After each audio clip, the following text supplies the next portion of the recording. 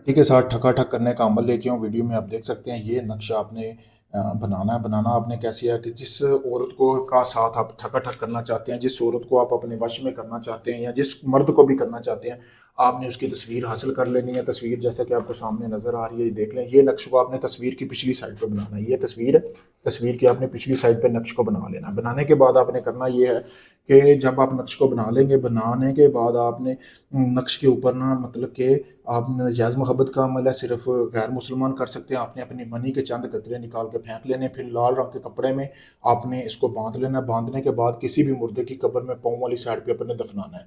दफनाने के बाद आपने 3 दिन तक इस अमल की ज़कात अदा करनी। जैसा कि आपको सामने गोश्त नज़र आ रहा है, आपने गोश्त को करना क्या है कि इसको रोज़ाना रात को 12 से 1 के दरमियान अपने इस अमल को करना है। रोज़ाना आपने जो है 1 किलो गोश्त लेना है और कब्रिस्तान के सेंटर में आपने रख के आ जाना है, कनाली समेत, ऊपर लाल रंग का कपड़ा बांध कर। दूसरे दिन भी ऐसे करना है, तीसरे दिन भी। जैसे ही तीसरे दिन आप ये अमल करेंगे, आपका महबूब खुद चल के आपसे रब्ता करेगा, आपको खुद अब नजायज़ मोहब्बत का बोलेगा। बहुत पावरफुल अमल है, जैसा मैंने बताया वैसे ही करेंगे तो यकीनन मेरी गारंटी है कि इसमें आपको कामयाबी मिलेगी।